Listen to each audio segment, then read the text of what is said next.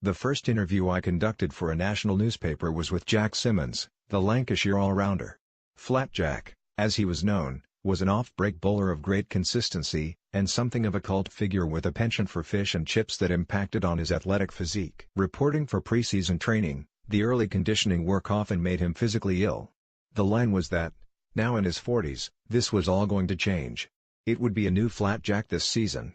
Being a rookie, I thought I should set the scene around what Simmons used to be like. I dutifully filed the copy. Last year. It began. Within 5 minutes my sports editor, Neville Holtham, was on the phone.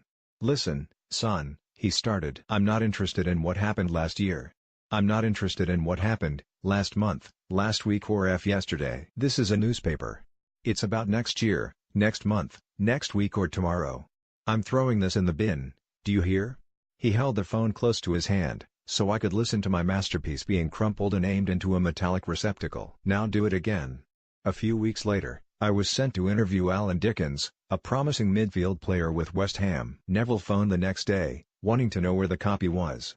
I told him he'd have it the following morning. "The Israelis won a war in less time than it's taken you to write this," he said darkly, and the line went dead. He was right both times, and 100 others, too. You don't start a feature with last year's bulletin, and no interview with a middling midfielder requires 48 hours to finesse. But you know what Neville Holtham would be called now? A bully. Pretty soon, admonishment, even tough love, in the workplace will be a thing of the past. Jose Mourinho is also a bully, apparently, for his attitude towards Luke Shaw. Reports say Shaw's teammates are aghast at his treatment, including a halftime substitution against Brighton on Saturday. Mourinho was later very critical of the attitude of the team, and Shaw specifically. Every time they came down his corridor, the cross came in and with it a dangerous situation, Mourinho explained. "I was not happy with his performance." Is that bullying, or just an uncomfortable truth? Maybe, rather than the victim of a vendetta, Shaw was simply poor against Brighton. Is Mourinho no longer entitled to replace an underperforming player or to explain his decision with an honest, albeit damning, assessment? He started Shaw in an FA Cup quarter-final. He didn't do that to trip him up. There were two paths available: Shaw could play well as his manager hoped, or he could disappoint. Professional competition isn't school sports day. Everybody isn't a winner. Mourinho has previously been critical of Shaw's fitness levels and his application. He has also said he has the potential to be one of the best fullbacks in the world. So might these wildly differing assessments hold the key to his antagonism? Might Mourinho think very highly of Shaw? After all, he tried and failed to buy him at Chelsea, and therefore be upset with what he perceives as a lack of commitment? While it might be thought he could have handled certain players better during his time at Manchester United and elsewhere, bullying is a different matter. It is one thing not to like Mourinho's style, but to claim he is a tyrant is to imply irrationality, favoritism, spite, even sadism. Reports say Mourinho spent much of the first 45 minutes shouting at Shaw on Saturday. But there's another word for that: coaching. With close to 80,000 in the stadium, a manager needs to raise his voice to put his point across, even to the player nearest him. So, when does coaching become bullying? What is Mourinho supposed to do? Pen a politely worded invitation to Shaw to do more as Manchester United's fullback? Have a quiet word at halftime? The game could be lost by then. Maybe he thought Shaw's performance was reflecting poorly on him, his methodology, his instructions as coach. Mourinho sets a lot of store in being the leader of his pack. Much of his anger with Chelsea team Dr. Eva Carneiro concerned her decision to challenge him publicly. All staff are told to keep disputes private, even if they feel Mourinho is unjust or wrong. "Come and see me in my office and you can tell me to my face," he tells them, "but never confront me in front of the players." Did he feel Shaw's performance so ordinary it constituted defiance? And, if Mourinho took it personally, does that automatically equate to harassment? Bullying is one of the buzzwords of the season. The investigation continues into the behavior of Newcastle coach Peter Beardsley and, whatever the outcome, it is unlikely he is going to be let near his under-23 squad again. Understandably so. The accusations of racism against him are extremely troubling and reveal either a vindictive streak, or a crass level of insensitivity. To tell African players struggling on climbing bars at an activity center named Go Ape, "Your lot should be good at this," or to overhear a conversation in Arabic and sneeringly call it a made-up language, shows a man crudely out of place in football's modern world. But not every harsh remark is bullying. Conflated with serious evidence against Beardsley are what appear lightweight asides. "I'm so high up, I feel like a die," says a player on the bars. That would do us all a favor, Beardsley deadpans. Bullying? Droll exchanges of this nature are hardly uncommon in the workplace. By removing context, we weaken the argument. There are exchanges in Victoria Wood's dinner ladies more wicked than what Beardsley said there. Kieran Dyer's autobiography is illuminating in its depiction of coaching as was. After a late-night incident that ended in a visit to a police station, Graham Souness, Dyer's manager at Newcastle, threatened to beat him up. That may have been a euphemism, but with Craig Bellamy, Souness meant it. He grabbed the player by the throat during an altercation and tried to drag him to the gym to sort it out like men.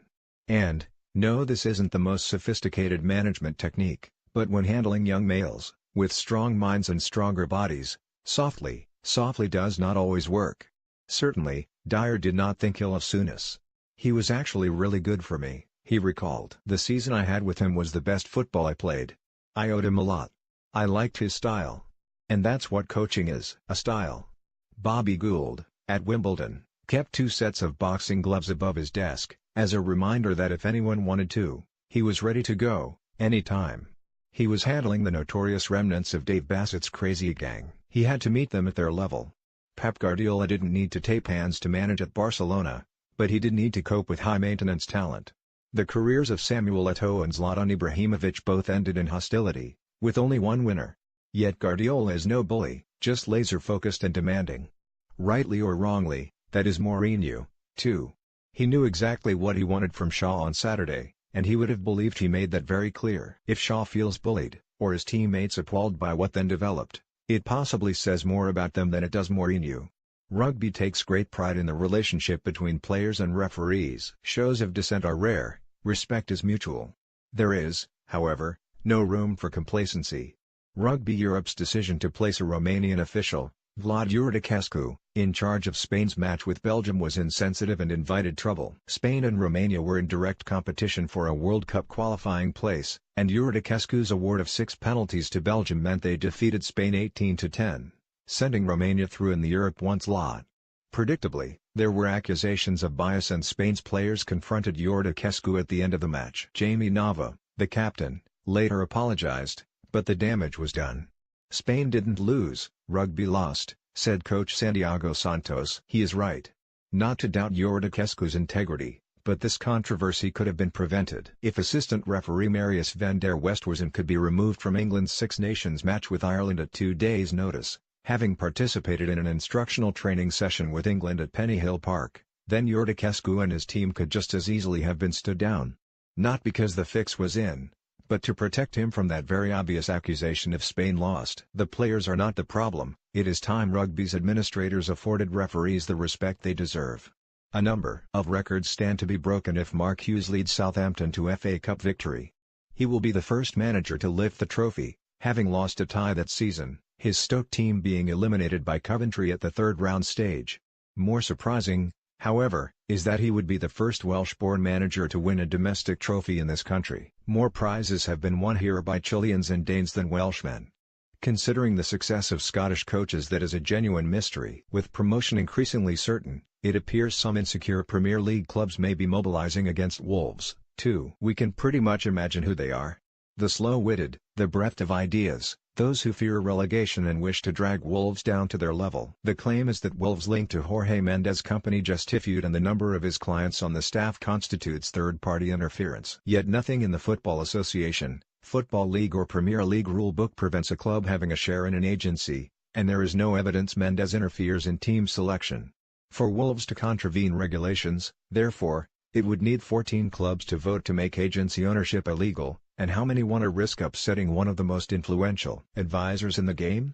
Much like the protests against Wolves from within the Football League, this seems an overplayed hand. Derby, for instance, are more upset at being considered aligned with Aston Villa and Leeds than with anything Wolves have done. We have no axe to grind with Wolves and appear to have been thrown into this debate for spurious reasons, a Derby official told me last week. We don't support either of those other 2 clubs.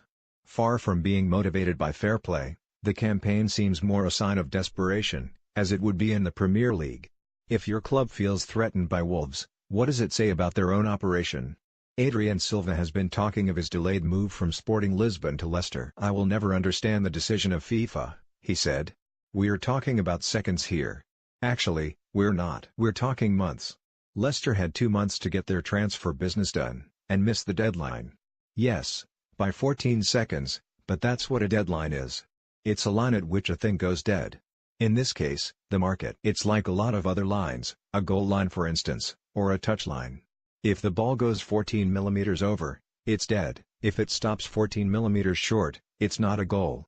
That's why we have lines. Leicester had all summer to make the signing and could be seen chasing around with pieces of paper as the minutes ticked away. It was rough on Silva, who had to wait months to play his first game for his new club, but the deal could have been done any time between July 1 and September 1, 2017. That's 63 days, not 14 seconds.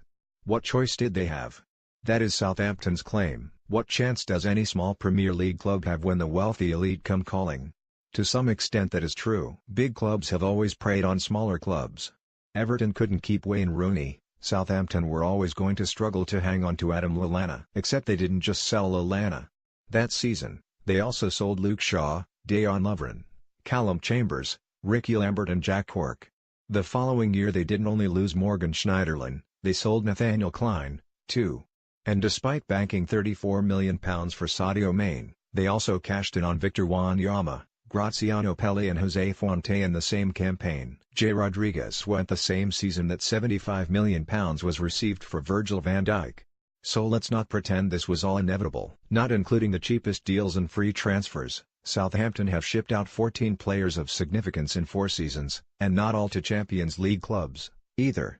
West Brom, West Ham and Swansea have also been beneficiaries of Southampton's transfer policy, and even if the deals have not all worked out, even if Southampton have sold for impressive prices, the sheer upheaval at the club each season was always going to have a debilitating effect eventually. Equally, if players hadn't been moved on in such numbers initially, who knows if Southampton might have been able to challenge for one of those Champions League positions.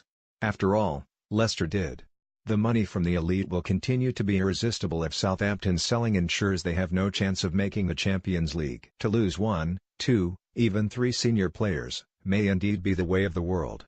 To lose 14 suggests a plan, one that has now begun to backfire.